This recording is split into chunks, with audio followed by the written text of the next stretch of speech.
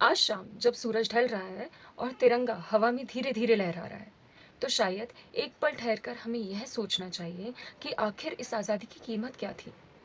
कभी इस तिरंगे को स्वतंत्र भारत में लहराने के लिए किसी ने अपना आज कुर्बान किया था ताकि हम अपना कल चुन सकें। किसी ने फांसी का फंदा चूमा, किसी ने जेल की सलाखों के पीछे वर्षों बिताए, किसी ने अपना घर छोड़ा और किसी ने अपना नाम तक इतिहास के पन्नों में दर्ज नहीं कराया।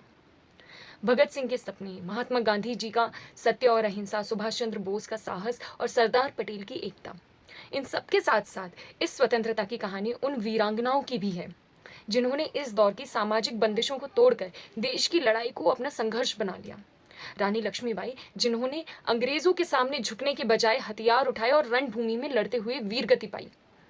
बेगम हजरत महल, जिन्होंने 1857 के विद्रोह में अवध में अंग्रेजी सत्ता को चुनौती दी और अपने बेटे बिरजस कद्र के साथ संघर्ष का नेतृत्व किया। एनी बेसेंट, जिन्होंने भारत को अपना घर माना, होम रूल का आंदोलन चलाया और स्वशासन की मांग को जनचर्चा का हिस्सा बनाया।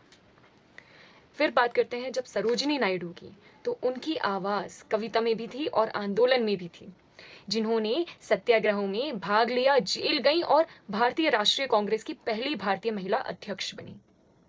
कस्तूरबा गांधी, जिन्होंने केवल महात्मा गांधी की जीवन संगिनी बनकर नहीं बल्कि स्वयं एक सत्याग्रही के रूप में आंदोलनों में भाग लिया और जेल की यातनाएं सही।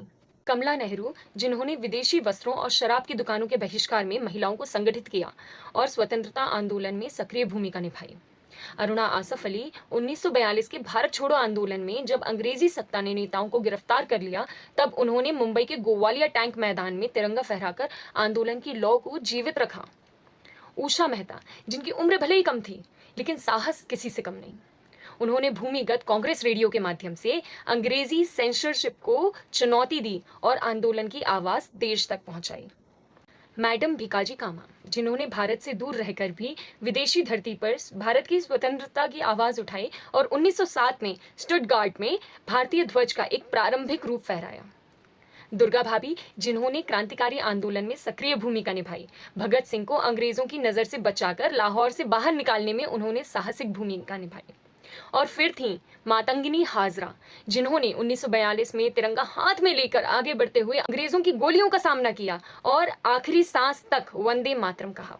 ये सिर्फ नाम नहीं है, ये उस भारत की बेटियां हैं जिन्होंने हमें सिखाया है कि स्वतंत्रता की लड़ाई में स्त्री केवल दर्शक नहीं, इतिहास की निर्माता भी हो सकती है।